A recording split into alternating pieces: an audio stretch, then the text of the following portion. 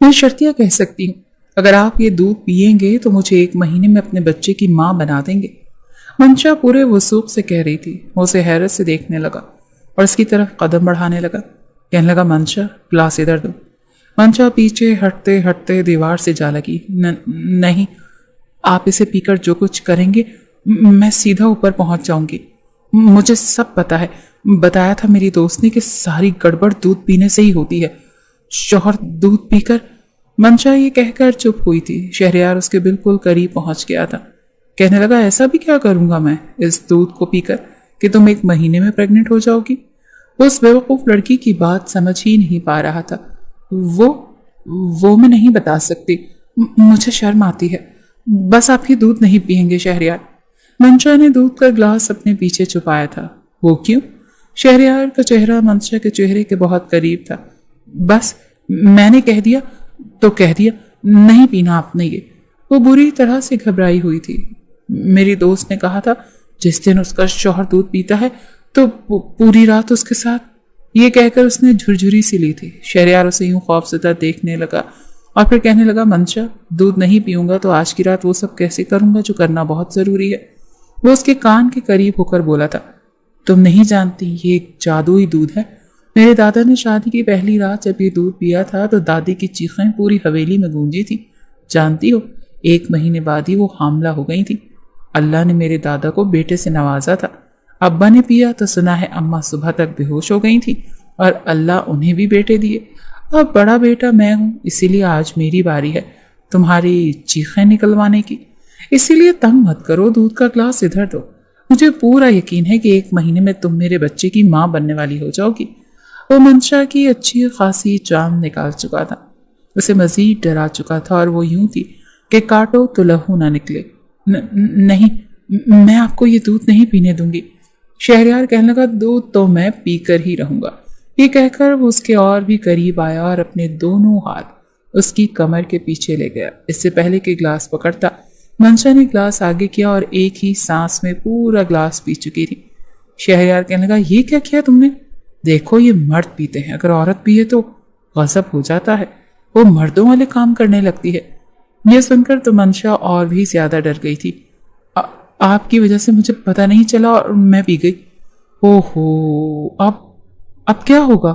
شہریار، وہ بری طرح گھبرائی تھی۔ وہ کہنے لگا، آگ لگ جائے گی تمہیں اور اسے ٹھنڈا کرنا بہت مشکل ہو جائے گا۔ اف، کیا کروں گا میں؟ تم نے تو مجھے بہت بڑی مشکل میں ڈال دیا۔ یہ سن کر منشا بری طرح سے ڈر گئی تھی۔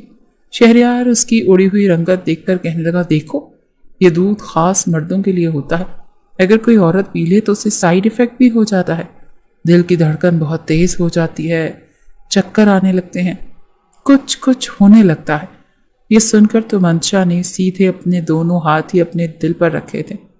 دل کی دھڑکنیں تو ویسے ہی تیز تھی۔ کہنے لگی، شہریار میرا دل بڑی زور زور سے دھڑک رہا ہے۔ کہنے لگا، ہو گیا سائیڈ ایفیکٹ۔ یہ سن کر وہ گھبرائی تھی۔ کہنے لگا، ذرا میں بھی تو دیکھوں کہ تمہاری دھڑکنیں کتنی تیز ہیں۔ اس نے منشا کے سینے سے اس کا ہاتھ ہٹایا اور اپنا کان اس کے دل کی دھڑکنوں پر رکھ دیا۔ پرفیوم کی مسرور کن خوشبو نے اسے اندر تک معطر کیا تھا۔ دھک دھک اس کے دل کی دھڑکنیں بڑی تیزی سے چل رہی تھی اور شہریار پر بے خودی چھانے لگی۔ یک دم ہی وہ اس کی دھڑکنوں پر اپنے لب رکھ کر اسے چھکا بال ہوا میں اڑتی ہوئی دور جا کر گری تھی اور منشا نے نعرہ لگایا تھا۔ گلی کے چھوٹے چھوٹے بچے کہنے لگے، منشا آپی، یہ بے ایمانی ہے، آپ نے کہا تھا تیسری گیند پر آؤٹ ہو جاؤں گی اور 1 گھنٹے سے آپ ہی کھیلے جا رہی ہیں۔ وہ کہنے کی، تو آؤٹ تو کرو نا، پھر ہی آؤٹ ہوں گی نا، اس طرح آؤٹ تھوڑی نہ ہو جاؤں گی۔ بچے بولنگ کرا کر تھک چکے تھے، لیکن اول تو وہ آؤٹ ہو نہیں رہی تھی، ہوتی بھی تو کہتی کہ نو بال تھی۔ کبھی کوئی بہانہ تو کبھی کوئی بہانہ، ابھی بھی کہہ رہی تھی کہ بس آخری بار۔ سب بچوں نے کہا، منشا آپی یہ آخری بال ہے، اگر اس کے بعد بھی آپ نے بیٹ نہیں دیا تو پھر ہم آپ کے ساتھ دوبارہ نہیں کھیلیں گے۔ این اسی وقت گلی کے اندر سامان سے بھرا ٹرک آ کر رکا۔ جیسے ہی شہریار ٹرک سے نیچے اترا تاکہ مزدوروں سے سامان اتروا سکے، منشا کے سامنے والا بنگلہ انہوں نے ہی خریدا تھا اور اس کی والدہ نے خاص تاکید کی تھی کہ سامان اپنے سامنے احتیاط سے رکھوانا تاکہ فرنیچر خراب نہ ہو جائے۔ اسی وقت بال سیدھی شہریار کے کاندھے پر جا کر لگی تھی۔ اسے لگا کہ بس اب اس کا کاندھا گیا کام سے۔ जब उसने पलट कर देखा तो बैट मंशा के हाथ में था और वो दूसरे हाथ की उंगली दांतों में दबाए हुए थी। घबराई हुई खड़ी थी। उसने बड़ा गुस्से से उसे देखा और सामान छोड़ छाड़ कर उसके पास आ गया। कहने लगा, ए लड़की, ये क्या हरकत है? वो कहने लगी, मैंने नहीं मारा। उसने जल्दी से बैट जमीन पर फेंका और वहां से वॉकआउट करने ही वाली थी जब शहरयार ने उसको बाजू से पकड़ा। कहने लगा, बैट तुम्हारे हाथ में है, बॉल तुमने ही मारी है, ये मेरा कांधा है, समझी, ना कि विकेट जिसे तुम तोड़ दोगी। कहने की, गलती से लग गया, मैं तो अपने ध्यान में खेल रही थी, मुझे क्या पता था कि आप एकदम से सामने आ जाएंगे। अब मेरा बाजू छोड़ें वरना मैं शोर मचा दूंगी कि ये लड़का मुझे छेड़ रहा है। मंशा ने बिना डरे हुए कहा था। ये सुनकर शहरयार ने फौरन से उसका बाजू छोड़ा। फिर कहने लगा, देख लूंगा मैं तुम्हें। कहने लगी, हाँ हाँ, मैं भी देख लूंगी, डरती नहीं हूं किसी से। ये कहकर वो अपने घर चली गई। सामने के घर में ही शहरयार उसकी फैमिली शिफ्ट हुई थी। जैसे ही मंशा घर के अंदर दाखिल हुई, उसकी वालदा ने जब उसका दुपट्टा कमर से बंधे हुए देखा तो कहने लगी, कहाँ से आ रही हो तुम? कहने लगी, अम्मी कुछ भी नहीं, बस बच्चों के साथ क्रिकेट खेल रही थी। उसकी माँ ने कहा, तुम कब सुधरोगी? अब छोटी बच्ची नहीं हो तुम कि गली मोहल्ले में खेलती फिरो। अब हम सोसाइटी में आ गए हैं, कुछ तो तमीज सीखो। तुमने देखा है यहाँ लड़कियों को बैट बॉल खेलते हुए? कहने लगी, मैं कौन सा खेल रही थी, वो तो बच्चों ने मुझे कहा कि मंशा आप ही आए, आप भी खेल कर दिखाएं। तो मैंने सोचा कोई बात नहीं, बच्चे इतनी जिद कर रहे हैं तो उन्हें खेल कर दिखा ही देती हूँ। उसने लापरवाही से डाइनिंग टेबल पर रखे सेब में से एक सेब उठाया और खाने लगी। उसकी वालदा कहने लगी, थोड़ा घर पर तवज्जो दो, कॉलेज में आ गई हो। लेकिन कोई परवाह ही नहीं है। वो कहने लगी, अम्मी मुझसे ना ये काम नहीं होते। आमना बेगम कहने लगी, तुम्हारे भाइयों ने तुम्हें सर चढ़ा रखा है, सारे लड़कों वाले कामों की तुम्हें आदत पड़ गई है। असल में मंशा अपने 3 भाइयों की इकलौती बहन थी और वो उसके लाड नखरे भी बहुत उठाते थे, इसीलिए उसे घर के कामों के बजाय गली में बच्चों के साथ खेलने की आदत थी। अपने भाइयों के साथ भी ऐसे ही खेलती रहती थी, कभी फुटबॉल, कभी बैडमिंटन तो कभी बैट बॉल। बड़े भाई की शादी हो गई थी लेकिन उसकी जॉब दुबई में थी, इसीलिए अपनी बीवी को भी वो दुबई ले गया था। दोनों छोटे भाई यहीं पर अपना कारोबार संभाल रहे थे। लेकिन जब भी मंशा की वालिदा उसे कहती कि घर के काम सीखो तो दोनों भाई कहते, कोई ज़रूरत नहीं है हमारी बहन को ये काम करने की। उसकी वालिदा कहने लगी, जब ससुराल जाएगी तो साथ में मुलाजमा भी भेज देना। तो वो कहने की, क्या बात है, हमारी बहन किसी की मुलाजमा थोड़ी बनने जाएगी, हम देखते हैं कि हमारी बहन से काम कौन करवाता है, मुंह सर ना फाड़ के रख देंगे उसका। अपने भाइयों की ऐसी बातें सुनकर मंशा समझती थी कि उसके भाई सब कुछ संभाल लेंगे, इसीलिए उसके खाने पकाने की तरफ कोई तवज्जो ना थी, ना ही घर के किसी काम की तरफ, बल्कि अपना कमरा तक नहीं संभालती थी। जो चीज जहां बिखरी है बिखरी पड़ी है, उसे कोई परवाह ही नहीं होती थी। नहा कर आती थी तो तौलिया कहीं और उतारे हुए कपड़े कहीं और जूते कहीं। अभी 11वीं जमात में ही पढ़ती थी, बड़ी बेतरतीब सी लड़की थी। उसकी वालदा तो अपना सर पकड़ कर बैठ जाती थी। अपने बाल तो खुद उसे बनाने की आदत ही नहीं थी, या तो बड़े भाई उसके बाल बनाते थे या फिर उसकी वालिदा। बाल काफी लंबे थे, कहती थी, अम्मा मुझसे नहीं संभाले जाते। उसके भाई कहने लगा, इधर आओ, मैं तुम्हारे बालों की चुटिया बना देता हूँ, और वो बना कर देता था। कई बार तो ऐसा होता कि वो यूं बात करती जैसे लड़के बात करते हैं, मैं ये करूंगा, मैं ये खाऊंगा, मैं ये पीऊंगा। बड़ी मुश्किल से उसकी वालिदा ने उसे समझा कर आदत डाली थी कि तुम लड़की हो और लड़कियों की तरह बोला करो, लेकिन दुपट्टे का अभी तक होश नहीं था कि कैसे लेना है कैसे नहीं लेना। दूसरी जानिब शहरयार घर में सबसे बड़ा था, 2 भाई छोटे थे, घर की जिम्मेदारी उस पर थी, गुस्से का काफी तेज था। कोई चीज भी मिजाज के खिलाफ मिलती थी तो फिर शोर मचा दिया करता था। खाने में जरा सा नमक मिर्च या कम या तेज हो जाता तो खाना वहीं छोड़ देता था। 8 दिन में उसने पूरा घर अपने मुताबिक सेट करवाया था। कहता था कि अम्मी चाहे घर में एक मुलाजमा रखें या 10, मुझे हर बिल्कुल शीशे की तरह साफ चाहिए। उसने घर की खिड़कियों के तमाम शीशे दोबारा से चेंज करवाए थे, क्योंकि पहले वाले शीशों पर उसे दाग और निशान नजर आ रहे थे। हर चीज परफेक्ट अपने मुताबिक करके उसने दोबारा से अपनी कंपनी में जाना शुरू कर दिया था। एक बार वो वापस आया तो देखा कि वही लड़की बच्चों के साथ क्रिकेट खेल रही थी और सीधी बॉल शहरयार के कमरे की खिड़की पर जाकर लगी थी और छन्नाके की आवाज से शीशा चकनाचूर हो गया था। उसने जैसे ही गाड़ी अपने घर के पास रोकी और अपने कमरे का टूटा हुआ शीशा देखा तो उस लड़की पर बेतहाशा गुस्सा आया था। وہ گاڑی سے نیچے اترا۔ منشا تو پہلے ہی پریشان تھی کہ یہ کیا ہو گیا، پہلی بار اس سے ایسی غلطی ہوئی تھی، اوپر سے وہ بھی اس شخص کے گھر کا شیشہ تھا جس سے اس کی چند دن پہلے لڑائی ہوئی تھی۔ شہریار اس کے پاس آیا اور کہنے لگا، یہ کیا کیا ہے تم نے میرا نقصان کرنے کا ٹھیکہ لے رکھا ہے۔ پہلے تم نے میرے کاندھے کو وکٹ سمجھ کر توڑنے کی پوری کوشش کی، اور جب تمہارا دل نہیں بھرا تو تم نے میرے کمرے کا شیشہ توڑ دیا۔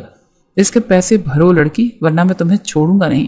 وہ بھی بے تحاشا غصے میں تھا۔ وہ کہنے لگی، میں نے جان بوجھ کر نہیں کیا، ایک تو پتہ نہیں میرے ہاتھوں آپ کا نقصان ہی کیوں ہوتا ہے۔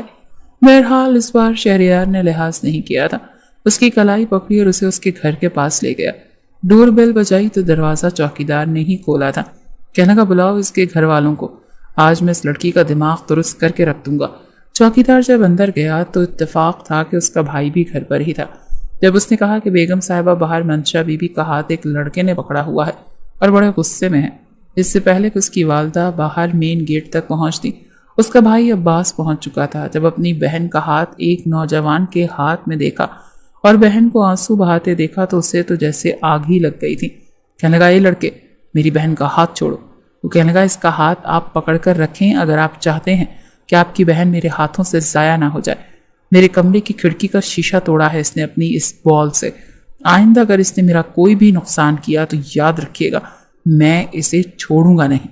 عباس نے جب یہ سنا کہ غلطی منشا کی ہے تو جیب سے پیسے نکال کر دے دیے۔ کہنے لگا، آپ اپنا نقصان پورا کر لو۔ شہریار پیسے لے کر جا چکا تھا۔ بہرحال انہی دنوں شہریار کی والدہ اس کے لیے لڑکی دیکھ رہی تھی۔ جب انہوں نے پہلی بار پارک میں منشا کو دیکھا تو وہ انہیں بہت ہی پیاری لگی تھی۔ پہلی بار اس نے دوپٹہ بھی طریقے سے لیا اور اپنی والدہ کے ساتھ بیٹھی ہوئی تھی۔ تبھی شہریار کی والدہ نے ان کے پاس جا کر بیٹھ گئی۔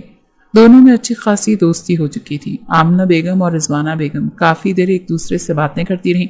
بہرحال جتنی دوستی ان دونوں میں تھی اتنا ہی شہریار منشا سے چڑھتا تھا، لیکن رضوانہ بیگم کو منشا شہریار کے لیے پسند آ گئی تھی۔ جب انہوں نے شہریار سے کہا کہ مجھے تمہارے لیے ایک لڑکی بہت اچھی لگی ہے، میں چاہتی ہوں کہ تمہاری شادی اس سے ہو جائے، وہ کہنے لگا، اماں آپ جانتی ہیں نا، مجھے سلجھی ہوئی تمیز والی لڑکیاں پسند ہیں، اگر وہ لڑکی ایسی ہی ہے تو مجھے کوئی اعتراض نہیں ہے۔ شہریار نے تو یہ بھی پوچھنے کی زحمت نہیں کی تھی کہ وہ لڑکی کون ہے۔ رضوانہ بیگم تو جیسے خوش ہو گئیں، کہنے لگی، ہاں نا، بہت اچھی لڑکی ہے، انہوں نے تو بس منشا کو ایک ہی بار دیکھا تھا اور وہ ان کے دل کو جا کر لگی تھی۔ ایک دو بار جب وہ آمنہ کے گھر گئیں تب بھی منشا تمیز کے دائرے میں ہی ان کے ساتھ بیٹھی تھی۔ سب کچھ بنایا آمنہ بیگم نے تھا، لیکن یہی کہا کہ منشا میرے ساتھ کام کرواتی ہے، لیکن منشا کو تو چائے تک بنانی نہیں آتی تھی۔ بہرحال رضوانہ بیگم نے جب شہریار کا رشتہ مانگا تو آمنہ بیگم کی تو باتیں کھل گئیں۔ اچھے لوگوں سے بیٹی کا رشتہ آ گیا تھا اور انہیں تو امید ہی نہیں تھی۔ جب انہوں نے اشرف صاحب سے بات کی تو انہیں بھی شہریار میں کوئی برائی نظر نہیں آئی تھی۔ دوسری جانب شہریار بالکل انجان تھا کہ اس کا رشتہ کس آفت کی پوڑیا سے طے ہو رہا ہے۔ اس نے تو پوچھنے کی زحمت نہیں کی تھی، اسے نہیں معلوم تھا کہ اس کی منگنی منشا سے ہونے والی ہے۔ دوسری طرف منشا کا رو رو کر برا حال تھا کہ وہ مر جائے گی لیکن اتنی کم عمر میں شادی نہیں کرے گی، کیونکہ وہ بھی 11ویں جماعت میں پڑھتی تھی۔ لیکن آمنہ بیگم نے اس رشتے کو غنیمت جانا تھا کہ پتہ نہیں بعد میں اس کی حرکتوں کا علم ہو گیا تو یہ رشتہ بھی کہیں ہاتھ سے نکل نہ جائے۔ اسی لیے اسے ڈانٹ ڈپٹ کر کہا تھا کہ چپ چاپ منگنی کی انگوٹھی پہن لو، شادی ابھی نہیں ہوگی۔ دوسری جانب رضوانہ بیگم کو شادی کی بہت جلدی تھی، وہ چاہتی تھی کہ ان کی بڑی بہو آ کر ان کا گھر سنبھال لے۔ یہ نہیں پتا تھا کہ منشا کو تو کچھ نہیں آتا۔ بہرحال آنن فانن سب کچھ بھی ارینج ہو چکا تھا۔ پہلی بار دونوں نے ایک دوسرے کو منگنی کے ہال میں ہی دیکھا تھا۔ شہریار تو جتنا حیران ہوتا اتنا کم تھا، اور یہی حال منشا کا تھا۔ اس کے تو وہیں پر آنسو ٹپ ٹپ گرنے لگے کہ یہ شخص تو غصے کا ویسے بھی بڑا تیز ہے، یہ تو اسے سانس لینے کی بھی اجازت نہیں دے گا۔ شہریار کہنے لگا، امی آپ نے اس لڑکی کو میرے لیے پسند کیا ہے؟ اسے سمجھ نہیں آ رہی تھی کہ اس کی ماں کو منشا میں کون سی خوبی نظر آئی، لیکن وہ کہنے لگی، یہ بہت اچھی لڑکی ہے، بالکل تمہارے مزاج کے عین مطابق۔ شہریار کو تو اپنی ماں کی بات سمجھ ہی نہیں آ رہی تھی اور نہ یقین آ رہا تھا۔ بہرحال انگوٹھی وہ پہنا چکا تھا، منشا نے اپنا رخ ہی بدل لیا۔ سب لوگ کھانے میں مصروف ہو گئے۔ جب شہریار نے منشا کے کان کے پاس جا کر کہا، میں غصے کا بہت تیز ہوں، سمجھی، کوئی میری چیزوں کو خواہ خراب کرے تو میں اسے چھوڑتا نہیں ہوں، اسی لیے میرے گھر آنے سے پہلے اپنے ہاتھوں کا علاج کروا کر آنا، ورنہ میں تمہارے ہاتھ ہی۔ شہریار نے بات ادھوری چھوڑ دی۔ لیکن بات کا مفہوم سمجھا دیا۔ منشا کافی ڈر سی گئی تھی۔ منگنی کی رسم ختم ہوتے ہی یہ بھی اعلان کر دیا گیا کہ شادی 2 مہینے بعد ہے۔ منشا نے گھر جاتے ہی ماں سے کہہ دیا کہ وہ یہ شادی نہیں کرے گی، مگر اس کی والدہ سے ڈانٹنا شروع کر دیا۔ اب روز آمنہ بیگم اسے کچن میں لے جاتی تاکہ اسے کچھ سکھا سکیں، لیکن اس کی دلچسپی نہ ہونے کے برابر تھی۔ کبھی پیاز جلا دیتی تو کبھی آٹا گوندنے کے بجائے اس کی لئی بنا کر دے دیتی۔ غلطی سے پانی زیادہ ڈل گیا۔ آمنہ بیگم تو سر پکڑ کر بیٹھ گئی تھی۔ بہرحال اس نے کہا کہ مجھے نہیں سیکھنا تو نہیں سیکھنا۔ شادی بھی سر پر آن کھڑی ہوئی جب اس کی کئی سہیلیاں اس کے گھر پر ڈھولک بجانے اور گانے گانے آئی تھی۔ ہلا گلا کرنے کے بعد سب لڑکیاں بیٹھ گئیں، جس میں اس کی شادی شدہ کزنیں بھی شامل تھیں۔ ہنسی مذاق کرتے کرتے اس کی دوستی جا چکی تھی، بس شادی شدہ کزنیں ہی رہ گئی تھیں۔ کہنے لگیں کہ تمہیں پتا ہے شادی کیا ہوتی ہے؟ منشا کہنے لگی کیا ہوتی ہے؟ یہی ہوتا ہے جو ہو رہا ہے، ہلا گلا۔ اس کی کزن کہنے لگی جب میری شادی ہوئی تھی تو میرے شوہر نے رات کو ایک خاص قسم کا دودھ کا گلاس پیا تھا۔ توبہ توبہ، پھر تو پوری رات مجھے سونے ہی نہیں دیا۔ دوسری کزن کہنے لگی ہاں ٹھیک کہہ رہی ہو، شوہر کو دودھ پینے ہی نہیں دینا چاہیے ورنہ عورت کی شامت تو پکی ہے۔ منشا کہنے لگی ایسا بھی دودھ پی کے کیا ہوتا ہے؟ اس کی کزنس جو کچھ اسے بتایا وہ تو بری طرح سے ڈر گئی تھی۔ جس دن اس کی شادی تھی ایک رات پہلے سے اسے خوف کے مارے نیند ہی نہیں آئی۔ جو باتیں اس نے سنی تھیں وہ بے حد گھبرا گئی تھی۔ پھر اب تک شہریار کا رویہ بھی کچھ ایسا ہی تھا۔ شادی کے بعد جب وہ شہریار کے کمرے میں بیٹھی تھی تو اس کی والدہ نے سب سے پہلے دودھ کا گلاس اس کے کمرے میں ڈھک کر رکھا تھا اور دودھ کا گلاس دیکھتے ہی اس کے ہوش اڑ گئے تھے۔ اسی لیے سوچ رہی تھی شہریار کے اندر آنے سے پہلے ہی دودھ کا گلاس کہیں پھینک دے، اسی لیے بیڈ سے اٹھ کر کھڑی ہو گئی۔ دودھ کا گلاس پکڑا ہی تھا کہ شہریار کمرے میں آ گیا۔ اسے دیکھ کر وہ بری طرح سے سٹپٹائی۔ منشا کو بجائے بیڈ پر بیٹھے اسے دودھ کا گلاس لیے کھڑے دیکھ تو وہ کچھ حیران ہوا تھا۔ کمرے کا دروازہ بند کر کے لاک کر کے جب وہ منشا کے پاس آیا تو وہ ایک قدم پیچھے ہٹی۔ تم یہاں کیوں کھڑی ہو؟ میرے خیال سے تو تمہیں بیڈ پر بیٹھے ہونا چاہیے تھا۔ وہ کہنے لگی یہ دودھ کا گلاس ہے۔ منشا سمجھ نہیں پا رہی تھی کہ کیا کہے۔ شہریار کہنے لگا تمہارے لیے نہیں ہے، اسے مجھے دو۔ لیکن منشا نے وہ دودھ پیچھے کر لیا۔ خوف اور گھبراہٹ کے مارے وہ ڈھکے چھپے لفظوں میں بتا چکی تھی کہ اسے آج کی رات سے ڈر لگ رہا ہے اور شہریار اسے مزید ڈرا چکا تھا، اس کے بے حد قریب آ چکا تھا۔ اس کے ہونٹوں پر اپنے لب رکھ کر رب کرنے لگا۔ تمہیں کیا لگتا ہے بس شادی کی رات دودھ پینے والے مرد ہی عورت کی جان نکال سکتے ہیں؟ آج میں تمہیں بنا دودھ پیے ہی سب کچھ کر کے دکھاؤں گا۔ یہ کہہ کر وہ اسے گود میں اٹھا چکا تھا اور وہ بری طرح سے ڈر گئی تھی۔ شہریار یہ آپ کیا کر رہے ہیں؟ میں گر جاؤں گی۔ وہ کہنے لگا تو گر جاؤ، ویسے بھی آج کی رات تو بدلے کی ہے۔ بہت شوق ہے تمہیں کرکٹ کھیلنے کا، آج میری باری ہے۔ ایسے ایسے شاٹس ماروں گا کہ پہلی ہی بار میں توبہ کرو گی، آئندہ میرے سامنے نظریں نہیں اٹھا پاؤ گی۔ یہ کہہ کر وہ اسے بیڈ پر لٹا چکا تھا، مگر جیسے ہی وہ بیڈ پر لیٹی فوراً سے اٹھ کر بیڈ کی دوسری جانب سے نیچے اتر گئی۔ میں آپ کو اپنے پاس آنے ہی نہیں دوں گی۔ مجھے پتہ چل گیا ہے آپ نے مجھ سے بدلہ لینے کے لیے ہی شادی کی ہے۔ شہریار کہنے لگا مذاق کر رہا تھا، چلو بیٹھو بیڈ پر۔ اتنی بڑی بات تو نہیں تھی کہ وہ منشا سے بدلہ لیتا، لیکن وہ کہنے لگی نہیں، میں آپ کے پاس نہیں آؤں گی۔ آپ میرے ساتھ پتہ نہیں کیا کریں گے۔ شہریار کہنے لگا بہت کچھ کروں گا، جلدی آؤ میرے پاس، تنگ مت کرو مجھے۔ لیکن وہ بہت زیادہ ڈر گئی تھی۔ شہریار کہنے لگا دیکھو مجھے غصہ نہ دلا، ٹھیک ہے مت آؤ میرے پاس، میں بھی کوئی مرا نہیں جا رہا تمہاری سنگت کے لیے، لیکن یاد رکھنا تم خود آؤ گی میرے پاس۔ وہ کہنے لگی میرا کیا دماغ خراب ہے جو میں آپ کے پاس آؤں گی؟ میں نہیں آؤں گی۔ وہ کہنے لگا میں بھی دیکھتا ہوں کب تک نہیں آتی، کب تک جان چھڑواتی ہو۔ یہ کہہ کر وہ الماری کے پاس گیا، اپنے کپڑے نکالے اور واش روم چلا گیا۔ کپڑے تبدیل کر کے وہ بیڈ پر لیٹ چکا تھا۔ منشا نے شکر کیا تھا، پھر اپنے کپڑے تبدیل کر کے وہ بھی صوفے پر جا کر لیٹ گئی۔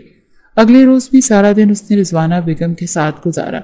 ولیمے پر وہ بے حد خوبصورت لگ رہی تھی اور شہریار نہیں چاہتا تھا کہ آج کی رات بھی ضائع کرے، اسی لیے رات کو جلدی کمرے میں آ گیا، لیکن دیکھا کہ وہ سب کچھ چینج کر کے صوفے پر سونے کی تیاری کر رہی ہے۔ شہریار کہنے لگا یہ کیا بدتمیزی ہے، کل بھی تم پاس نہیں آئی اور آج بھی کپڑے چینج کر لیے، کس سے پوچھ کر کیے ہیں؟ وہ کہنے لگی تاکہ آپ میرے پاس نہ آئیں۔ شہریار کہنے لگا دیکھو منشا بہت ہو گیا، میں چاہوں گا تو زبردستی بھی کر سکتا ہوں، مجھے کوئی روک نہیں سکتا، لیکن مجھے یہ سب پسند نہیں ہے۔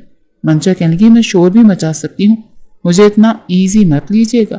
بے شک موسم اچھا خاصا تھا، لیکن اتنا نہیں کہ کمبل یا رضائی لی جاتی۔ شہریار نے کپڑے تبدیل کر الماری سے کمبل نکال کر بیڈ پر رکھ دیا۔ منشا اسے حیرت سے دیکھ رہی تھی، اس موسم میں کمبل کون لیتا ہے؟ اس نے اے سی آن کیا اور 16 ڈگری پر چلا دیا۔ آدھے گھنٹے میں کمرہ اچھا خاصا ٹھنڈا ہو چکا تھا کہ بنا کمبل کے تو کوئی سو ہی نہیں سکتا تھا۔ سو تو وہ بھی نہیں رہا تھا، دیکھنا چاہتا تھا یہ لڑکی کب صوفہ چھوڑ کر بیڈ پر آتی ہے۔ کچھ دیر تو منشا سردی برداشت کرتی رہی، لیکن اب اس سے برداشت نہیں ہو رہی تھی۔ اس نے دیکھا شہریار سو چکا، اسی لیے بڑی احتیاط سے بیڈ کے کونے پر آ کر لیٹ گئی اور کمبل بھی اپنے اوپر لے لیا۔ تھوڑی دیر بعد شہریار نے کچھ کمبل اپنے نیچے لیا اور یوں کیا جیسے بڑی گہری نیند میں ہو، اور کروٹ بدل لی۔ کمبل دوبارہ سے منشا کے اوپر سے اتر چکا تھا۔ وہ چاہتا تھا کہ وہ خود سے قریب آئے۔ جب دیکھا کہ کمبل اس کے اوپر سے اتر چکا ہے تو تھوڑا اور قریب ہو کر اس نے کمبل لیا، لیکن آہستہ آہستہ کر کے شہریار اپنا کمبل نیچے زمین پر گرانے لگا اور وہ اس کے قریب سے قریب آنے لگی۔ اب وہ اتنی قریب تھی کہ وہ اپنے حصار میں اسے لے سکتا تھا، اور یہی ہوا تھا۔ اس نے اسے پیچھے سے اپنے حصار میں لیا اور اپنے پیٹھ اور سینے کے ساتھ اس کی کمر لگائی، بازو اس کے پیٹ پر رکھ کر اسے مزید اپنے قریب کیا۔ منشا کی تو جیسے جان نکلی تھی، کہنے لگی چھوڑے مجھے۔ کہنے لگا تم خود آئی ہو اور میں نے کہا تھا کہ خود آؤ گی تو چھوڑوں گا نہیں تمہیں آج۔ وہ کہنے لگی سارا کمبل آپ نے اپنے اوپر لیا ہوا تھا اور اے سی اتنا تیز کیوں چلایا تھا؟ میں نے کہا میری مرضی، کمرہ میرا ہے، اے سی بھی میرا ہے اور تم بھی میری ہو۔ دیکھو یہ مت سمجھنا کہ تمہارے نخرے برداشت کرتا رہوں گا۔ وہ اپنا آپ چھڑوانے لگی۔ سردی لگ رہی ہے نا تمہیں؟ ابھی تمہیں گرمی دیتا ہوں، ساری سردی بھول جاؤ گی۔ اب وہ اس کے اوپر حاوی ہو چکا تھا۔ لڑکی خوبصورت تھی، پھر بیوی بھی تھی، اسی لیے صبر کیوں کرتا؟ اس سے پہلے کہ وہ احتجاج میں اپنا والیوم بلند کرتی، وہ سب سے پہلے اس کے ہونٹوں پر قابض ہوا اور پھر آہستہ آہستہ اس پر حاوی ہو چکا تھا، مکمل طور پر اس میں کھو چکا تھا۔ کچھ دیر بعد منشا کا احتجاج میں مکمل دم توڑ چکا تھا۔ ایک ہی کمبل میں دونوں کے دل ایک ساتھ دھڑک رہے تھے، پسینے سے شرابور ہو چکے تھے۔ آدھی رات گزارنے کے بعد شہریار نے منشا کو بخشا تھا اور پھر کروٹ بدل کر سو گیا۔ جتنا وہ ڈر رہی تھی ویسا کچھ نہیں ہوا تھا، بلکہ اس نے منشا کا بہت احساس کیا تھا۔ سارے وہم منشا کے دل سے دور ہو چکے تھے۔ شادی کے چند دن تو منشا کو بہت اچھا سا لگا، کیونکہ سبھی اس کے آگے پیچھے تھے۔ کچھ بھی کھانے کو دل چاہتا تو دونوں دیور فٹافٹ سے بھابھی کو لا کر دیتے تھے۔ پوچھتے بھی رہتے تھے کہ بھابھی کچھ کھائیں گی تو نہیں، اور ابھی تک رضوانہ بیگم نے بھی اسے کچن کا راستہ نہیں دکھایا تھا۔ ناشتہ کرنے کے بعد جب شہریار اپنے آفس چلا جاتا تو وہ اپنے دیوروں کے ساتھ بیٹھ کر لوڈو کھیلنے لگتی۔ چھوٹا دیور اس سے شاید 2 سال چھوٹا تھا، ابھی میٹرک میں تھا، البتہ بڑا والا اس سے بڑا تھا، اسی لیے منشا کی زیادہ دوستی عمیر سے ہی ہوئی تھی۔ رات کو جب شہریار آ جاتا تو پھر باقی کا سارا وقت اسے کمرے سے باہر جانے نہیں دیتا تھا۔ شادی کے شروع کے دن تھے، ایک دوسرے کی سنگت بہت اچھی لگ رہی تھی، دونوں ایک دوسرے میں کوئی بھی برائی نظر نہیں آ رہی تھی۔ لیکن جیسے جیسے دن گزرنے لگے تو رضوانہ بیگم نے کہا بیٹا آج تمہارا ہاتھ میٹھے میں ڈلواؤں گی۔ یہ سن کر منشا حیران ہوئی، آنٹی کیا مطلب؟ میٹھے میں کیوں ہاتھ ڈلوائیں گی؟ میرا ہاتھ تو جل جائے گا۔ وہ ہنسنے لگی، کہنے لگی اچھا یہ بتاؤ تمہیں کھیر اچھی بنانی آتی ہے یا پھر متنجن؟ وہ رضوانہ بیگم کی شکل دیکھنے لگی، کہنے لگی مجھے تو بس یہ دونوں چیزیں کھانی آتی ہیں۔ رضوانہ بیگم نے پہلے تو ماتھے پر بل ڈالے، پھر کہنے لگی چلو کوئی بات نہیں، آؤ میں تمہیں سکھاتی ہوں۔ اسے کچن میں لے گئی، لیکن سیکھتی منشا تب جب اسے سیکھنے میں دلچسپی ہوتی۔ پھر بھی کچھ چیزوں میں ساتھ دیتی رہی۔ کھانا البتہ رضوانہ بیگم نے خود بنایا تھا، لیکن اسے ساتھ ساتھ بتاتی رہی کہ کیسے پکتا ہے، لیکن وہ بالکل بے دھیانی سے دکھ رہی تھی۔ رات کو جب ٹیبل پر کھانا لگایا تو رضوانہ بیگم نے یہی کہا کہ آج میری بہو نے میری مدد کی ہے۔ شہریار نے جب پہلا نوالہ لیا تو کہنے لگا آپ کی بہو کے ہاتھ کا ذائقہ بالکل آپ جیسا ہے۔ وہ کہنے لگی ابھی تو اسے کچھ آتا نہیں، میں اسے اپنے ساتھ کھڑا کر کے بتا رہی تھی، کل سے یہ بنائے گی پھر بتانا کیسا ذائقہ ہے۔ بہرحال کھانا کھاتے ہی شہریار منشا کو لے کر آئس کریم بھی باہر سے کھلانے چلا گیا۔ منشا بہت خوش تھی، لیکن اگلے ہی دن سے اس پر ذمہ داریاں شروع ہو گئیں۔ شہریار کہنے لگا دیکھو مجھے ملازمہ کے ہاتھ کی استری نہیں پسند، इसीलिए मेरे कपड़े तुम प्रेस किया करो। और ये कमरा क्यों इतना बिखरा रहता है? रात को जब मैं आऊं तो भी बिखरा हुआ होता है। इसे साथ के साथ सेट कर दिया करो। मुझे ये बिखरा हुआ सामान बिल्कुल भी अच्छा नहीं लगता। मंचा ने पहले तो कुछ नहीं कहा। जैसे तैसे चादर आती थी बिछा दी, चीजें भी एक तरफ रख दी, लेकिन बस एक जगह से उठाकर दूसरी जगह रख देती, संभालती नहीं थी। किचन में भी उसने बस थोड़ा बहुत ही काम किया था। सारी सब्जी तो रिजवाना बेगम ने ही काट कर दी थी। बस उसे बताती गई और वो डालकर पकाती गई। उससे लगा बस यही होता है, इतना सा ही काम होता है।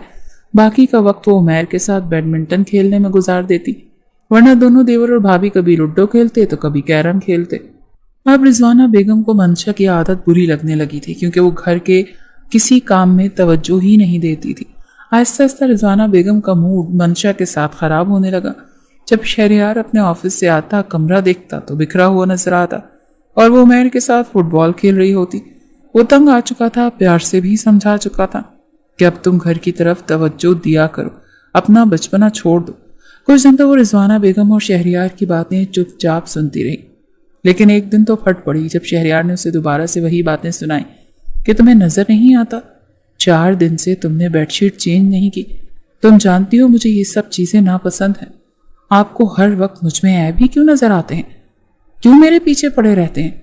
क्या बिगाड़ा है मैंने आपका? मंचा ने भी बिना लिहाज के बात की थी। शहरयार उसे माथे पर बल डाले बस देखे ही लगा। कहने लगा, ये किस लहजे और अंदाज में मुझसे बात कर रही हो? मंचा कहने लगी, तो फिर कैसे बात करूं? मैं आपके आने से पहले चादर बिछा कर रखती हूँ। जितना मुझसे कमरा ठीक होता है कर भी देती हूँ। आपको कहीं न कहीं कोई न कोई मिट्टी नजर आ ही जाती है। पूरा दिन आपकी माँ मेरी जान का अजाब बनी रहती है। तुमने खाना ठीक नहीं बनाया, आटा ठीक से नहीं गूंदा, रोटी गोल नहीं बनाई। अरे बाबा, नहीं आता मुझे ये सब, नहीं होता मुझसे ये सब।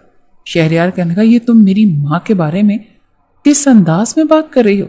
देखो, मैं इस किस्म के लहजे और अंदाज को सुनने का आदी बिल्कुल नहीं हूं। बेहतर है कि अपना दिमाग दुरुस्त रखो। शहरयार उसे आंखें दिखाते हुए कहने लगा। टप टप आंसू मंशा की आंखों से बहने लगे। कहने लगी, मुझे नहीं अच्छा लगता ये सब कुछ। हर वक्त आपको और आपकी वालदा को मुझ में सिर्फ ऐब ही नजर आते हैं। तो क्या खूबी है तुम में? तुम्हारी शादी को 3 महीने गुजर गए, अभी तक तुम्हें खाना ठीक से बनाना नहीं आया। घर में आओ तो अम्मी की एक अलग बहस होती है कि तुम्हें सिखा सिखा कर थक गई है, लेकिन तुम ध्यान नहीं देती। सारा दिन ऑफिस का काम कर करके मैं जहनी तौर पर परेशान हो जाता हूँ।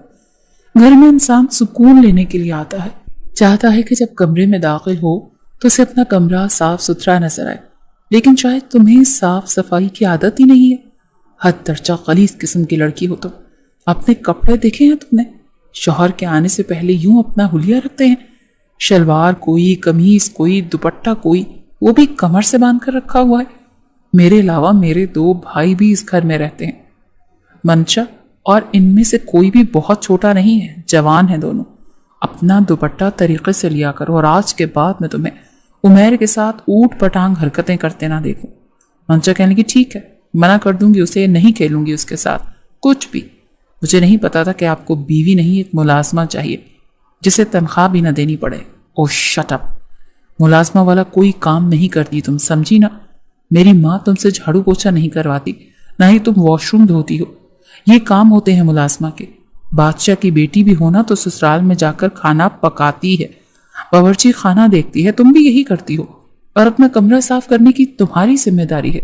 मैंने तुम्हें कभी ये नहीं कहा कि मेरे भाइयों के कमरे की सफाइयां करो या मेरी माँ का कमरा जाके साफ करो। सिर्फ यही कहता हूं ना कि अपने कमरे को तुम सिर्फ साफ सुथरा रखा करो।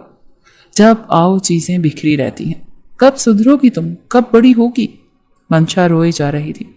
वो तंग आ चुका था। कहने लगा, अपने आंसू बहाना बंद करो मंशा, यार प्लीज मुझे अंडरस्टैंड करने की कोशिश करो। मैं सुकून चाहता हूँ। वो कहने की, मैं भी सुकून चाहती हूँ। अगर आपको ऐसी ही किसी लड़की से शादी करनी थी तो फिर कोई अपनी उम्र की ढूंढते। मेरी उम्र सिर्फ 18 साल है। मैं अभी फर्स्ट ईयर में क्लियर भी नहीं कर पाई थी। क्या आपको शादी की जल्दी हो गई?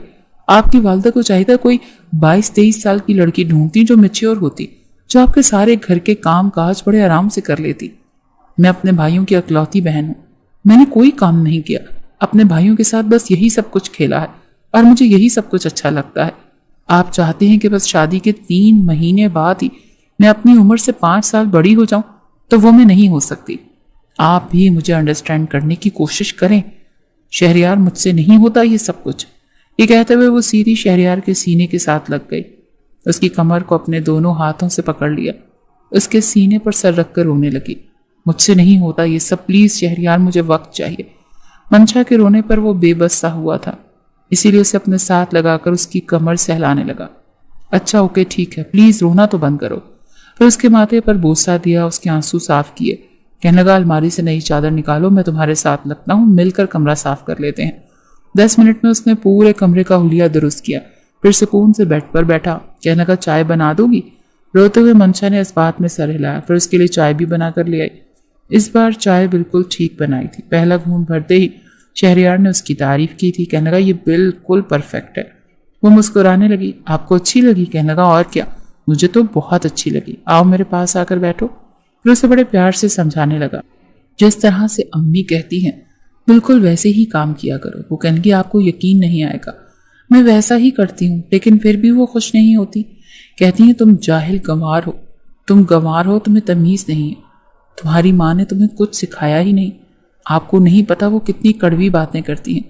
وہ شہریار کے کاندھے پر سر رکھ کر بول رہی تھی۔ شہریار کہنے لگا اچھا ٹھیک ہے، میں امی سے کہہ دوں گا تم سے پیار سے بات کیا کریں۔ کچھ دن بعد ہی منشا کی طبیعت کچھ خراب سی رہنے لگی تھی۔ رات کو جب شہریار اس کے قریب آنے لگا تو کہنے لگی پلیز میرے قریب مت آئیے گا، میری طبیعت ٹھیک نہیں۔ کہنے لگا تو میں کیا کروں، میرا تو موڈ ہے نا، دیکھو مجھے پریشان مت کیا کرو، جانتی ہو جب مرد بے حد تھکا ہوا ہوتا ہے اور فرسٹریشن کا شکار ہوتا ہے تو اس کی فرسٹریشن عورت ہی دور کرتی ہے، عورت کی قربت اسے سکون بخشتی ہے۔ اس سے پہلے کہ اس کے ہونٹوں پر جھکتا جلدی سے منشا نے اپنے منہ پر ہاتھ رکھا تھا اور بیڈ سے اٹھ کر واش روم بھاگ گئی۔ کھایا پیا سب کچھ نکل گیا، جب وہ کمرے میں آئی تو بالکل نڈھال سی تھی۔ اس کی حالت دیکھ کر شہریار بھی پریشان ہوا، کہنے لگا کیا ہوا، کیا الٹا سیدھا کھایا ہے تم نے، تم باس نہیں آتی نا، سمیر کے بچے کو تو میں نہیں چھوڑوں گا، پتہ نہیں تمہیں کیا گند بلا لا کر دیتا رہتا ہے اور تم کھاتی رہتی ہو، دیکھا نا ہو گیا نا فوڈ پوائزن۔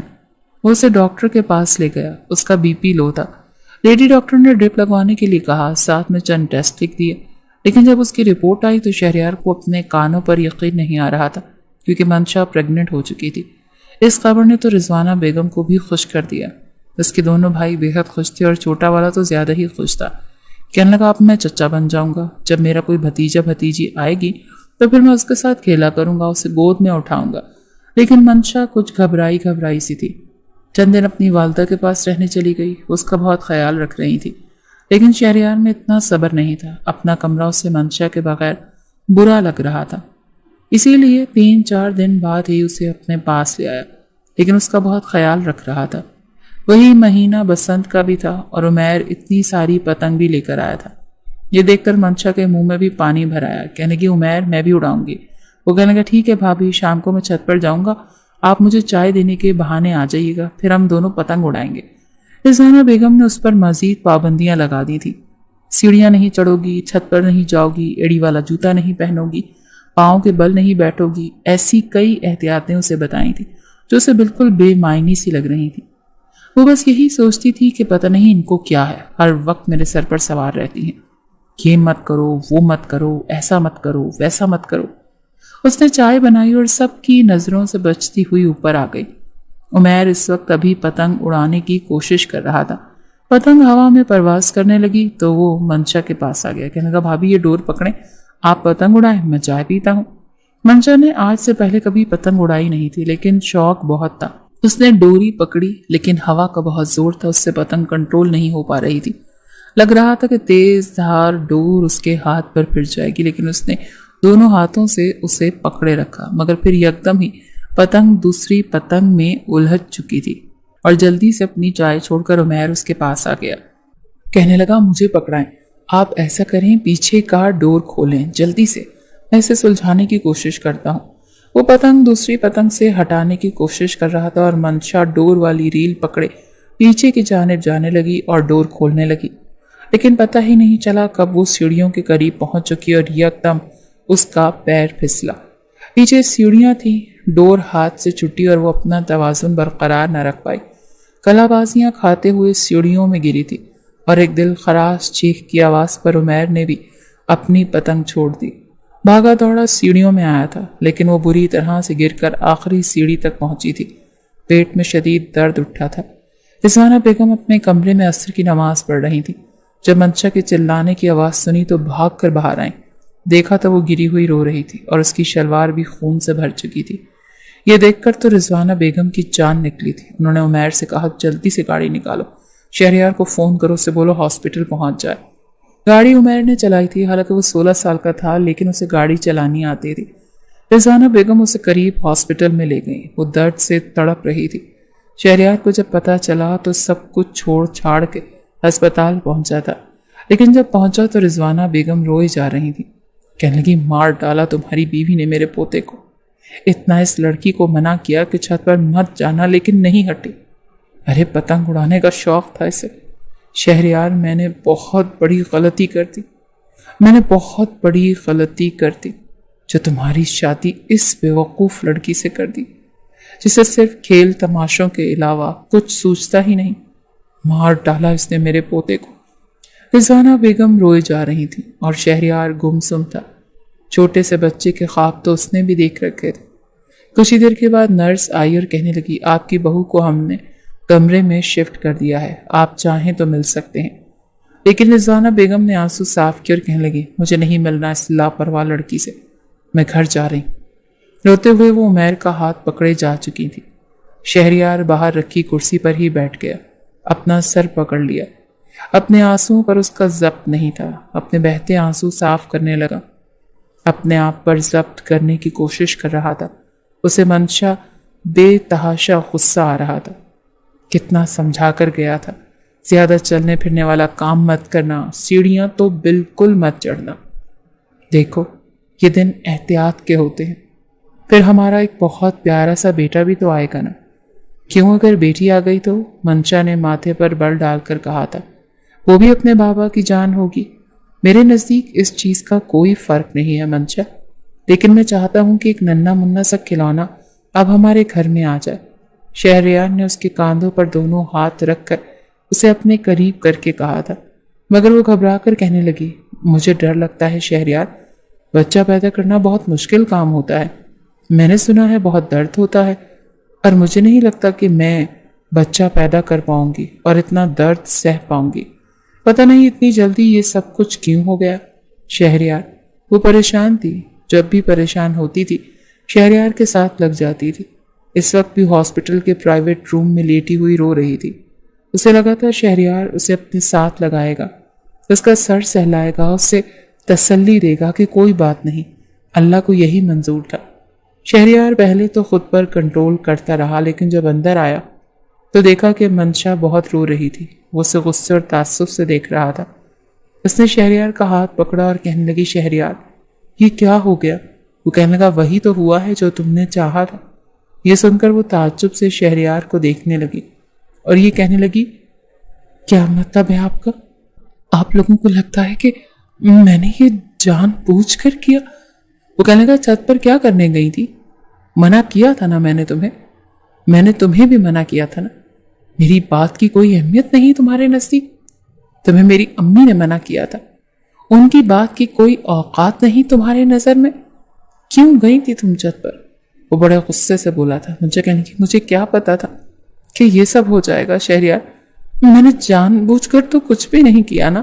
वो कहने लगा, क्या ही कहूं अब, तुम्हें पता है तुमने क्या खो दिया?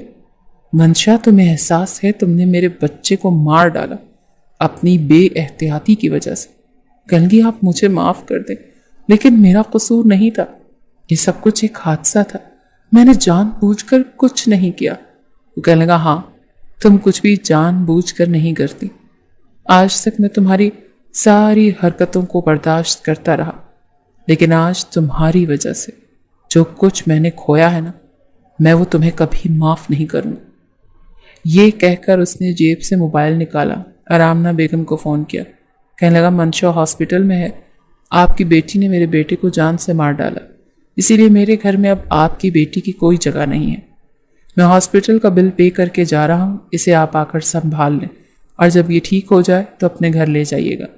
मेरे घर में फ़िलहाल इसकी कोई गुंजाइश नहीं है। ये सुनकर मंशा कहने लगी, आप क्या कह रहे हैं? वो कहने लगा, मैं मज़ीद तुम्हारे साथ ज़िंदगी नहीं गुजार सकता, अपना बचपन अपने घर तक रखो। ये कहकर वो कमरे से निकल गया। منشا اسے پکارتی رہ گئی لیکن وہ جا چکا تھا۔ کچھ ہی دیر میں آمنہ بیگم اور اس کا بھائی ہاسپٹل پہنچ گئے تھے۔ آمنہ بیگم نے بیٹی کو روتے ہوئے دیکھا تو وجہ پوچھنے لگی۔ وہ کہنے لگی امی میرا کوئی قصور نہیں تھا، میں نہیں جانتی تھی کہ پیچھے سیڑھیاں ہیں، میں نے جان بوجھ کر کچھ نہیں کیا، لیکن شہریار کہہ رہے ہیں کہ میں نے جان بوجھ کر ان کے بچے کو مار ڈالا ہے۔ یہ کہہ کر وہ پھوٹ پھوٹ کر رونے لگی۔ منشا کے دونوں بھائی کہنے لگے ہم اس شہریار کے بچے کو چھوڑیں گے نہیں۔ یہ ہوتا کون ہے؟ ہماری بہن کو دھمکیاں دینے والا؟ ہماری بہن ہم پر بوجھ نہیں ہے۔ ارے قسمت میں نہیں تھا تو نہیں آیا بچہ، اگر اللہ کو منظور ہوتا تو کچھ بھی ہو جاتا، وہ روح دنیا میں آ کر ہی رہتی۔ اس بچے نے نہیں آنا تھا تو نہیں آیا، وہ ہوتا کون ہے ہماری بہن پر الزام لگانے والا؟ دونوں بھائی غصے سے بپھرے پڑے تھے۔ کچھ ہی دیر میں منشا کی چھٹی ہو چکی تھی، وہ اسے لیے گھر آ گئے تھے۔ کہنے لگے اماں ہم دونوں شہریار کے گھر جا رہے ہیں، اس کا گریبان پکڑ کر اس کی طبیعت صاف کر دیں گے۔ لیکن منشا نے جانے سے منع کر دیا۔ کہنے لگی نہیں بھائی، آپ شہریار سے کچھ نہیں کہیں گے پلیز، مجھے اپنا گھر خراب نہیں کرنا۔ آپ غصہ کریں گے وہ آپ سے زیادہ غصہ کرے گا، نتیجہ کیا نکلے گا یہ آپ بھی جانتے ہیں اور میں بھی۔ آمنہ بیگم کہنے کی منشا ٹھیک کہہ رہی ہے، ہم اپنی بیٹی کا گھر خراب نہیں کر سکتے۔ دونوں بھائی اشتعال میں تھے لیکن منشا نے کچھ نہیں کہنے دیا۔ دوسری جانب رضوانہ بیگم نے سارا قصور منشا پر ہی ڈالا تھا۔ شہریار کا دل بہت زیادہ خراب ہو گیا تھا، وہ سوچنے پر مجبور ہو گیا تھا کہ شاید یہ لڑکی کبھی بھی میچور ہو ہی نہیں سکتی۔ رضوانہ بیگم نے بھی روز یہی بحث شہریار سے شروع کر دی کہ تم اسے چھوڑ دو، یہ تو کبھی بھی ہماری نسل آگے نہیں بڑھائے گی۔ دونوں بھائی چپ تھے۔ عمیر نے بس ذرا سی بات کی کہ میرا قصور تھا، میں نے بھابھی کو بلایا تھا، پلیز آپ انہیں سزا مت دیں، لیکن اس کی بات بھی کسی نے نہیں سنی۔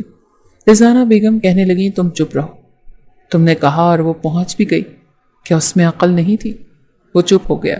شہریار کا دماغ بالکل بھی کام نہیں کر رہا تھا، اسی لیے غصے میں آ کر اس نے ایک طلاق کا نوٹس منشا کے گھر بھجوا دیا۔ اب تو اس کے دونوں بھائیوں کا غصے سے برا حال تھا۔ منشا تو یوں تھی جیسے پتھر کی ہو چکی تھی، اسے لگا تھا شہریار کا یہ وقتی غصہ ہے، جو ٹھیک ہو جائے گا تو وہ اسے لینے آ جائے گا، لیکن اس نے تو اسے ایک طلاق دے دی تھی۔ اس کے بھائی تو غصے سے بپھرے بیٹھے تھے۔ آمنہ بیگم سر پکڑ کر رونے لگی۔ دونوں بھائی شہریار کے گھر پہنچ گئے تھے۔ دروازہ چوکیدار نے کھولا تو وہ غصے سے اندر داخل ہوئے۔ رضوانہ بیگم تو ان کے منہ بھی لگنا نہیں چاہتی تھی، اسی لیے کمرے میں چلی گئی۔ شہریار کہنے لگا کیوں آئے ہو آپ لوگ یہاں پر؟ وہ کہنے لگا تمہاری اتنی ہمت، تم بہن کو طلاق دو گے؟ کامران نے اس کا گریبان پکڑ لیا۔ وہ کہنے لگا کامران میرا گریبان چھوڑو ورنہ گریبان پکڑنا مجھے بھی آتا ہے۔ تمہاری بہن نے کیا کیا؟ اسے اپنی غلطی کا ذرا بھی احساس ہے؟ عباس کہنے لگا اس کا کوئی قصور نہیں تھا، یہ سب قسمت میں لکھا تھا۔ وہ کہنے لگا جب تمہاری بیوی تمہارے ساتھ ایسا کرے گی نا تب پوچھوں گا تم سے کہ تمہیں کیسا لگتا ہے۔ اپنی بہن پر بات آ رہی ہے نا، اسی لیے تمہیں اچھی نہیں لگ رہی، سچی لگ رہی۔ اس نے جان بوجھ کر سب کچھ کہا، وہ یہ چاہتی نہیں تھی، پہلے بھی مجھے کہہ چکی تھی کہ وہ یہ بچہ پیدا کر ہی نہیں سکتی، وہ نہیں سنبھال سکتی، اس کی نیت ہی نہیں تھی۔ اسے ہر وقت کھیلنا کودنا پسند تھا، اسی لیے اسے اپنے گھر پہ رکھو، جب اس کا بچپنا ختم ہو پھر کسی کے پلے باندھنا۔ کامران کہنے لگا میں تمہارا منہ توڑ دوں گا، لیکن شہریار اپنا گریبان جھٹکے سے اس سے چھڑوا چکا تھا۔ کہنے لگا چوڑیاں میں نے بھی نہیں پہن رکھی، ہاتھ تو لگا کر دکھاؤ مجھے، منہ توڑنا میں بھی جانتا ہوں، میں شرافت سے اور عدالت کے ذریعے سے یہ کام کر رہا ہوں، بہتر ہے کہ مجھے اس بات پر مجبور نہ کرو کہ میں پولیس کمپلین کروں۔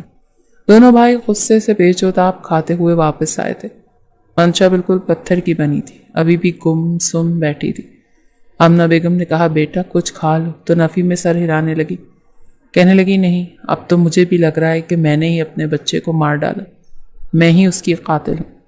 شہریار ٹھیک کہہ رہا ہے، میرے ساتھ اسے یہی کرنا چاہیے تھا، اسے مجھے طلاق ہی دینی چاہیے تھی، میں اسی قابل۔ یہ کہہ کر وہ پھوٹ پھوٹ کر رونے لگی۔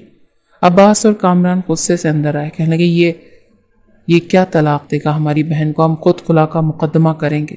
منشا کہنے کی میں ایسا کچھ نہیں کروں گی، میں شہریار کے بغیر نہیں رہ سکتی۔ عباس کہنے لگا، تم پاگل تو نہیں؟ وہ تمہیں اتنا برا بھلا کہہ رہا ہے، تمہارے ماتھے پر طلاق کا دھبا لگانا چاہتا ہے، اور تم کہہ رہی ہو کہ تم اس کے ساتھ رہو گی؟ وہ کہنے لگی، ہاں میں اس سے بات کروں گی، میں اس سے بات کروں گی، اس کی منت سماجت کروں گی، اسے منا لوں گی، لیکن میں طلاق نہیں لوں گی۔ عباس کہنے لگا، نہیں، تم اس کمینے انسان کی منت سماجت نہیں کرو گی۔ ہماری بہن کوئی گری پڑی نہیں، اس سے زیادہ اچھا انسان ہے دنیا میں تمہاری شادی اپنے دوست سے کرواؤں گا اور وہ انکار نہیں کرے گا۔ ہماری غلطی تھی کہ ہم نے جذبات میں آ کر تمہاری شادی شہریار جیسے ناقدرے انسان سے کی۔ لیکن رات ہوتے ہی اس نے شہریار کو کال کی تھی، مگر منشا کا نمبر دیکھ کر اس نے فون نہیں اٹھایا۔ وہ بار بار میسج کرتی رہی کہ شہریار، میں مر جاؤں گی تمہارے بغیر، پلیز مجھے طلاق مت دینا۔ لیکن شہریار کا غصہ کم نہیں ہو رہا تھا۔ چند روز اس نے بہت چاہا کہ شہریار اسے ایک بار معاف کر دے، لیکن اس نے نہیں کیا۔ اسی لیے اس نے بھی فیصلہ کر لیا تھا کہ جب وہ چاہتا ہی نہیں تو کیوں پھر اس کے ساتھ زبردستی کا رشتہ نبھائے۔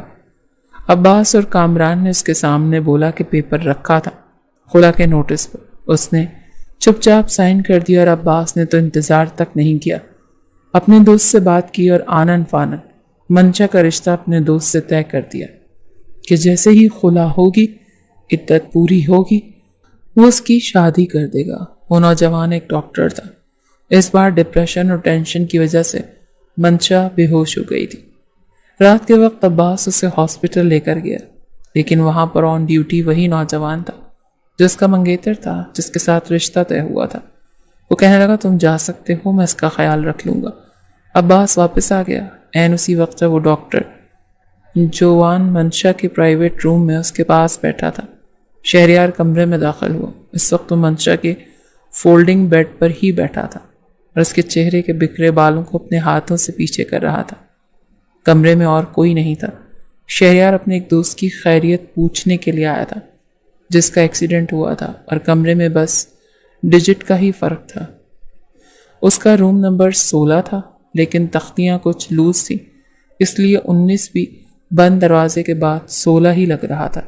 اسی لیے روم نمبر 16 سمجھ کر شہریار نمبر 19 میں داخل ہوا، لیکن سامنے کا منظر دیکھ کر تو اس کے ہوش اڑ گئے تھے۔ ڈاکٹر نثار اسی وقت کھڑا ہو گیا۔ کہنے لگا، آپ کون؟ کہنے لگا، آپ یہاں کیا کر رہے ہیں؟ وہ کہنے لگا، یہ میری پیشنٹ ہے، میری ہونے والی بیوی، آپ شاید غلط کمرے میں آئے ہیں۔ یہ سن کر تو شہریار کے ہوش اڑے تھے۔ وہ باہر نکل گیا، اپنے دوست کی خیریت پوچھ کر واپس گھر آ گیا۔ اب اسے احساس ہوا تھا کہ منشا اس کے لیے کیا تھی۔ رنگت پیلی پڑی ہوئی تھی، آنکھوں کے گرد گہرے حلقے تھے، پتہ نہیں کیوں بے ہوش تھی۔ اور وہ ڈاکٹر اس کے کمرے میں اکیلا اس کے پاس بیٹھنے والا ہوتا کون تھا؟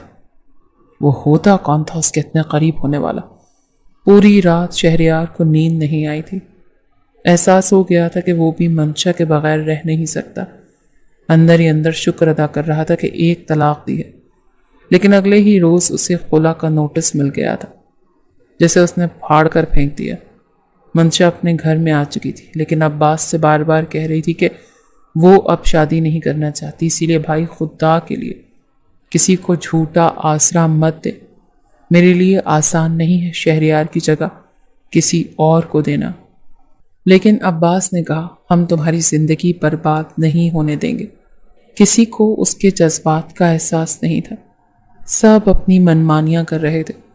رات کو ڈور بیل بجی تھی۔ چوکیدار نے دروازہ کھولا تو شہریار اندر آیا تھا، بار بار منشا منشا پکار رہا تھا۔ اس سے پہلے کہ منشا اپنے کمرے سے باہر آ کر شہریار کے پاس آتی، عباس اور کامران بھی اپنے کمروں سے باہر آئے، اور آمنہ بیگم بھی۔ دونوں شہریار کے سامنے کھڑے ہو گئے اور کہنے لگے، یہاں کیوں آئے ہو؟ کہنے لگا، مجھے منشا سے بات کرنی ہے۔ تم لوگ ہوتے کون ہو؟ میری بیوی کا رشتہ کسی اور سے طے کرنے والے؟ اور پھر بھی وہ میری بیوی ہے، وہ بڑے غصے سے بولا تھا۔ منشا اپنے کمرے کے دروازے پر ہی کھڑی تھی۔ عباس کہنے لگا، نہیں ہے تمہاری بیوی، ایک طلاق تم دے چکے ہو۔ کہنے لگا، لیکن رجوع کا حق حاصل ہے مجھے۔ کامران کہنے لگا، خلا کا نوٹس مل گیا ہے تمہیں، کہنے لگا پھاڑ کر پھینک بھی چکا ہوں میں منشا کے بغیر نہیں رہ سکتا۔ سامنے ہی منشا دروازے پر کھڑی رو رہی تھی۔ کہنے لگا اور وہ بھی نہیں رہ سکتی۔ ٹھیک ہے میں غصے میں آ گیا تھا، نہیں ہوگا میرا بچہ میری قسمت میں، لیکن میں منشا کو نہیں چھوڑ سکتا۔ لیکن کامران اور عباس کہنے لگے جاؤ یہاں سے، ہماری بہن تمہارے ساتھ نہیں رہے گی، تمہارا جب دل چاہے گا تم غصے میں آ کر یہی قدم اٹھاؤ گے، بہتر ہے کہ ابھی کوئی انتہائی فیصلہ ہو جائے۔ لیکن اس نے پہلی بار ہاتھ جوڑ کر گھٹنوں کے بل بیٹھ کر دونوں سے معافی مانگی تھی کہ کچھ نہیں کہے گا اسے۔ پھر منشا سے معافی مانگنے لگا، کہنے لگا مجھے معاف کر دو، میں غصے میں اندھا ہو گیا تھا، لیکن اب سمجھ میں آ گیا کہ میں تمہارے بغیر نہیں رہ سکتا۔ اس کی اپنی آنکھوں میں بھی آنسو تھے۔ وہ کہنے لگا منشا چلو میرے ساتھ، تمہارے بغیر نہیں جاؤں گا میں۔ دل میں تو اس کے بھی شہریار تھا، اسی لیے چپ چاپ اس کے ساتھ چلی گئی، لیکن رات کو اپنا تکیہ صوفے پر رکھ چکی تھی۔ وہ کہنے لگا یہ کیا کر رہی ہو؟ کہنے لگی بس ابھی میرا اس بات پر دل آمادہ نہیں کہ میں آپ کے ساتھ ایسا کوئی بھی تعلق بناؤں۔ لیکن شہریار نے تکیہ پکڑ کر بیٹھ کے رکھا تھا، پھر اس کا ہاتھ پکڑ کر اسے بیڈ پر لے آیا۔ کہنے لگا رجوع کرنا لازمی ہے، تم کہو گی تب بھی نہیں رکوں گا، بہت غلط کر دیا میں نے، بہت غلط۔ یہ کہتے ہوئے وہ اس کی گردن پر اپنے لب رکھ چکا تھا، لیکن منشا پتھر کی بنی ہوئی تھی، آنکھوں سے آنسو بہے جا رہے تھے۔ شہریار نے پھر سے اس سے معافی مانگی تھی، اس کا اور بھی زیادہ خیال رکھنے لگا، لیکن ایک چپ تھی جو منشا کو لگ چکی تھی۔ چپ چاپ اس کے سارے کام کرتی تھی، کھانا بھی بناتی تھی۔ اب تو رضوانہ بیگم بھی اس سے کوئی شکایت نہیں کرتی تھی۔ 19 سال کی عمر میں اس نے اپنے آپ کو بہت بڑا کر لیا تھا۔ بچپن تو جیسے کہیں کھو چکا تھا، ایک بیٹے کی ماں بھی بن چکی تھی، لیکن پھر بھی شہریار سے ٹھیک سے بات نہیں کرتی تھی، اس کے گلے نہیں لگتی تھی، رو کر اسے اپنے دل کی ہر بات نہیں کہتی تھی۔ وہ بار بار کہتا تھا کہ تم پہلے جیسی کیوں نہیں ہو، کیوں اتنا چپ رہتی ہو؟